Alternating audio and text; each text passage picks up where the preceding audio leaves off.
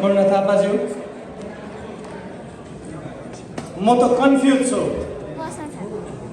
यो चेन भारी भएको कि जिम्मेवारी भनेर।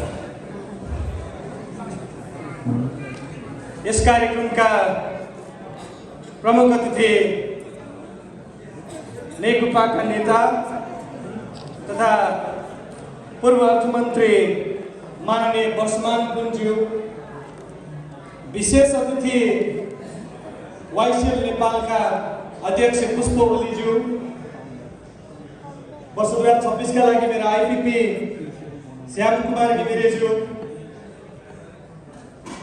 नेशनल भाइस प्रेसिडेन्ट का रूपमा असाइन अमन महर्जनज्यू, यसैगरी national EVP assign Bikesh Lal श्रेष्ठज्यू लगायत मेरा अगाडि मेरा पूजनीय आदरणीय पास्ट प्रेसिडेन्टज्यूहरू, धेरैभन्दा धेरै एमपीज्यूहरू, जेसिसका विभिन्न शाखाबाट पाल्नुभएका अध्यक्ष लगायत जेसिस मनका साथीहरू, मेरा कमरेडहरू लगायत सम्पूर्ण मेरा जेसिस मनहरूमा स्वीकार्नुहोस् जेसिसमय हार्दिक नमस्कार।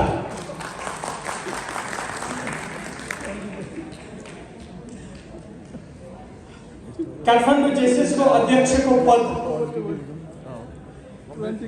नेपालको सबैभन्दा जेठो शाखाको मात्रै उद्देश्य होइन, यो जिम्मेवारी होइन। काठमाडौँ जेसिसको 56औं अध्यक्षको रूपमा उपस्थित हुनु भनेको अब जेसिस आन्दोलन कतातर्फ जाँदैछ र जेसिस आन्दोलनले र जेसिस नेतृत्वले युवा जागरण कुन हिसाबमा लैजाँदैछ, कुन दिशा निर्देश गर्दैछ भन्ने पनि हो। जेसिस विश्वभरिको लागि युवा नेतृत्व विकासको विश्वविद्यालय हो, युवा नेतृत्वको लागि स्कुल हो। धेरैजना साथीहरूले यो प्रोग्राम गर्ने, यो प्रोजेक्ट गर्ने, फलानु प्रोजेक्ट छ, मेरो फलानु टास्क छ भनिराख्नुहुन्छ। कार्यक्रम मात्रै गर्ने वास्तवमा जेसिसको काम होइन। विभिन्न कार्यक्रम गरेर, टास्क गरेर, परीक्षाहरू लिएर त्यो परीक्षा पास गरिसकेपछि जुन कार्य र नेतृत्व पैदा हुन्छ त्यो नेतृत्व समाजसम्म पुर्याउने, देशसम्म पुर्याउने हो। जुन नेतृत्वले समाजका लागि र देशका निमित्त परिवर्तन र देशका निमित्त योगदान गर्न सक्दैन त्यो नेतृत्व जेसिसको हुन सक्दैन। वास्तवमा जेसिसको नेतृत्व जेसिसको लागि छँदैछ। जेसिसभित्र सक्रियता देखाइसकेपछि जेसिसबाट बाहिर गएर निष्क्रिय हुने जेसिसले सिकाउँदैन। जेसिसबाट सिकेको नेतृत्वले समाजका तमाम वर्गमा रहेका लोकतान्त्रिक अभ्यासहरू,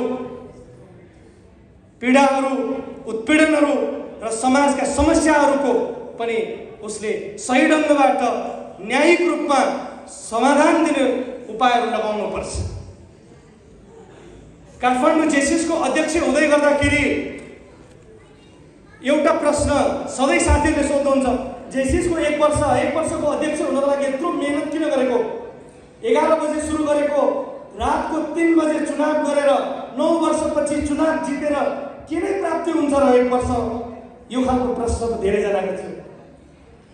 अनि मेरो एउटै जवाफ रहने गर्छ, 48 घण्टामा सत्ता परिवर्तन गर्ने युवाको देशमा बसेर 1 वर्ष छोटो भन्न मिल्छ? मेरा पास्ट प्रेसिडेन्ट अनुप सुनार हुनुहुन्छ, उहाँले भन्नुहुन्छ मेरो छोरी आइसियुमा थियो, त्यति नै खेर मेरो मातृशोक पनि भयो। त्यो अवस्थामा पनि मेरो सेड्युलमा रहेको, प्लान एक्सनमा रहेका कार्यक्रमहरूलाई अगाडि बढाएर मैले राष्ट्रिय नेतृत्वसम्म मैले पुगेको छु विकासजी, त्यसैले तपाईँ नछोड्नुहोला भनेको छु। अनि विकास श्रेष्ठ मिलले समाजका निमित्त योगदान गर्न छोड्छ। विकास श्रेष्ठ मिलले काठमाडौँ जेसिसको नेतृत्व गर्नलाई 1 वर्षलाई छोटो समय मान्छ? त्यो मान्दैन, कदापि मान्दैन। र काठमाडौँ जेसिसको नेतृत्व गर्दै गर्दाखेरि यो 1 वर्ष सिकाइको वर्ष मात्रै रहँदैन। यो 1 वर्ष दुईवटा कुराहरू म महत्त्वपूर्ण रूपमा अगाडि बढाउन सोचिराखेको छु। धन्यवादका शब्दहरूलाई म जोड्नेछु।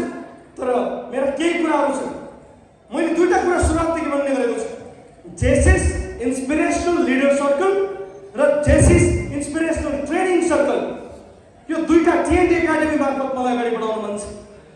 वास्तवमा विश्वभरिका जेसिसका योगदानहरू हेर्ने भने जापानमा लाइन लागेर प्रधानमन्त्रीहरू जेसिसबाट उत्पादन गरिराख्नु भएको छ।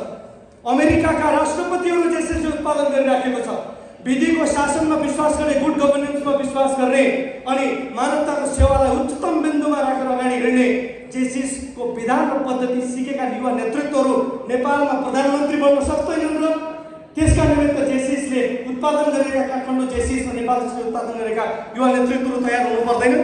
त्यसो भन्दै गर्दाखेरि 48 घण्टे आन्दोलनमा, सत्ता परिवर्तनको आन्दोलनमा जेसिस कहाँ थियो त भन्ने प्रश्न पनि आउँछ।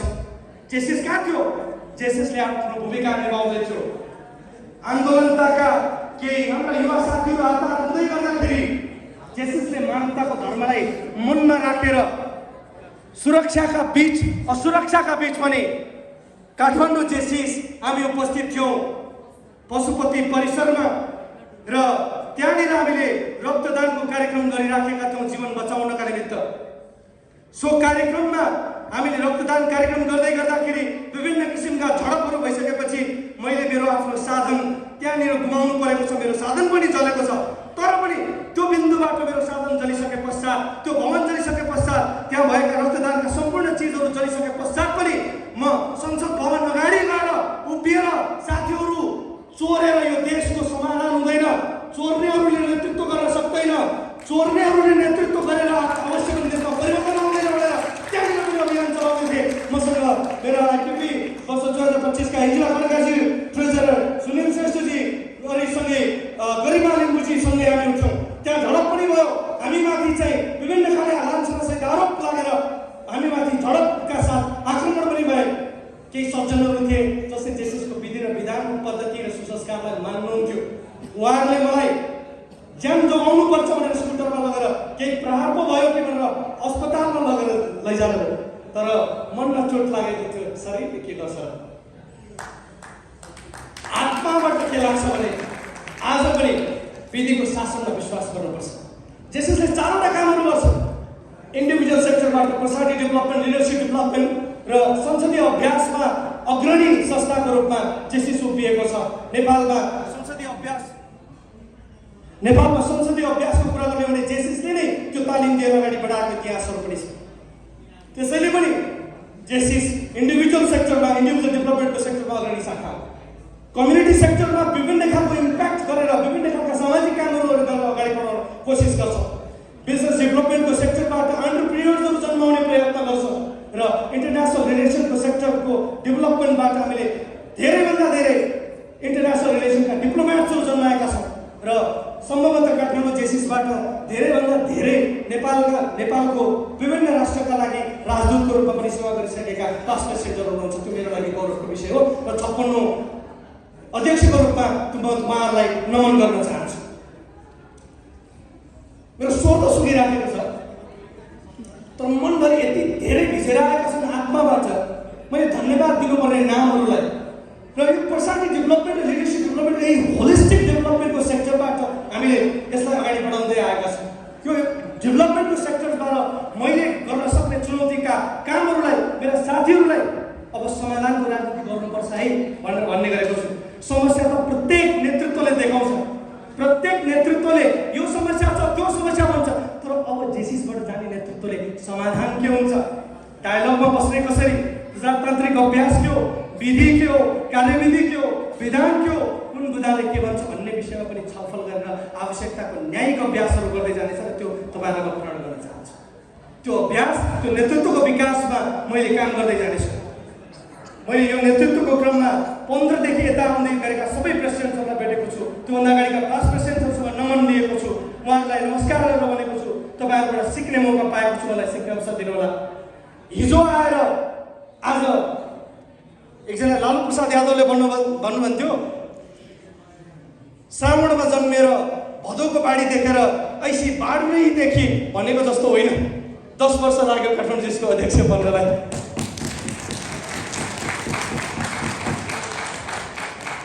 यति माया दिनु कि 10 वर्ष पुऱ्याइ पनि दिनुभयो। लामो समय बसोस् भनेर। किनभने 1 वर्षभन्दा बढी जेसिसको नेतृत्वमा बस्न पाइँदैन। किनभने विद्यालयबाट एकचोटि पास आउट भएपछि अब समाजका लागि निमित्त तिमी तयार भयो। समाजका लागि उत्तरदायी नागरिक, उत्तरदायी व्यवसायी, उत्तरदायी डिप्लोमेट, उत्तरदायी समाजसेवी, उत्तरदायी नेताको रूपमा तिमी परिचित हुनुपर्छ भन्छ जेसिसले। त्यसको लागि म तयार छु। 1 वर्षपछि म त्यसको लागि काम गर्नेछु। मसँग धेरै कुराहरू त छन्। मेरो दिदी यहाँ हुनुहुन्छ, मेरा भिनाजु, मेरा साथीहरू, मेरो पास प्रेसिडेन्टज्यूहरू, मेरा बोर्डका साथीहरू, तमाम सबैजनालाई मेरो धन्यवाद छ। यहाँ प्रमुख अतिथिका रूपमा आइदिनु भएको छ, उहाँलाई धन्यवाद छ। विशिष्ट अतिथिको रूपमा आइदिनु भएको छ, धन्यवाद छ। राष्ट्रिय पदाधिकारी आइदिनु भएको छ, उहाँलाई धन्यवाद छ। मेरो धन्यवादका शब्दहरू मेरो स्वर अलिक तिखो भए पनि रुगा लागिराखेको छ। मैले रुगा लाग्दाखेरि मेरो स्वर अलिक राम्रो सुनिन्छ क्या। त्यो गीत पनि म अलिक बढी गाउँछु, स्वर राम्रो हुन्छ रुगा लाग्दाखेरि। अरू बेला खासै राम्रो सुनिँदैन होइन, यस्तो लाग्छ मलाई। त्यसरी पनि अलिक चर्को स्वरले बोलेको, खोकी पनि लागिराखेको छ। यसो भन्दै गर्दाखेरि अब तपाईँहरूले अलिअलि चर्को स्वर पनि माफ गरिदिनुहुन्छ कि भन्ने पनि मेरो विश्वास हो। तपाईँहरू सबै सम्पूर्ण शाखाबाट आएका मेरा साथीहरू, कतिपय त मेरा सन्तान शाखाहरू हुनुहुन्छ। सन्तान शाखा भनेको काठमाडौँ जेसिसले मातृत्व दिएको शाखाहरू। उहाँहरूलाई मैले प्रत्येक शाखामा गएर भन्ने गरेको छु, मेरा प्यारा सन्तान शाखाहरू, म तपाईँहरूको अब अंश बन्ड हुन दिन्न।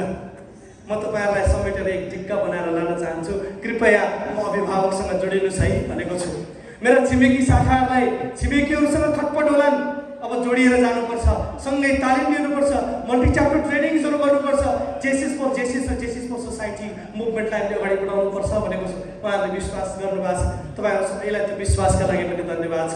यो प्रत्येक अनुहारमा धन्यवाद दिनु मन छ, प्रत्येक टाउको गनेर धन्यवाद दिनु मन छ, नमन गर्न मन छ, तर मसँग समय कम छ। मलाई एउटा चिज सधैँ विश्वास लाग्छ, बोल्नेहरू नेता हुन्छन् भन्नुहुन्छ। मलाई लाग्दैन बोल्नेहरू नेता हुन्छ। बोल्नेहरूभन्दा पनि सुन्नेहरू नेता हुन्छन्। मैले अघि पनि भनेको छु एकछिन अगाडि, जो व्यक्तिले सुन्न सक्दैन त्यो व्यक्ति नेता हुन सक्दैन। यो समाजको पीडा, यो समाजको समस्या, यो समाजका साथीहरूको गुनासो, यी सबै सुन्न सक्दैन भने त्यो कसरी नेता हुन सक्छ? तमाम गुनासो सुन्न सक्ने, अहिले मेरो गुनासो पनि सुन्न सक्ने, मेरा कुराहरू पनि सुन्न सक्ने तपाईँहरूलाई मेरो नमन छ, नमस्कार छ। सुन्नेहरू वास्तविक नेता हुन्, अनि त्यसपछि बोल्नेहरू। वास्तवमा त बोल्नेहरूको मुठीमा यो संसार हुन्छ भन्छन्। हुन त संसार चलाउनको लागि पनि बोल्नु पर्यो, सुनिदिनु पनि पर्यो। यो बोल्ने र सुन्नेको यो सङ्गम बिन्दुलाई तपाईँहरूले सँगसँगै लैजानुहुन्छ भने पनि मैले विश्वासका साथ सम्पूर्ण मनहरूलाई धन्यवाद दिँदै म विकास सम्मेलन लामो समय बोल्दिनँ। जति बोलेँ त्यसलाई लामो नमान्दिनु होला भन्दै यहाँनिर मेरो भनाइ टुङ्ग्याउँछु। धन्यवाद, नमस्कार। सँगै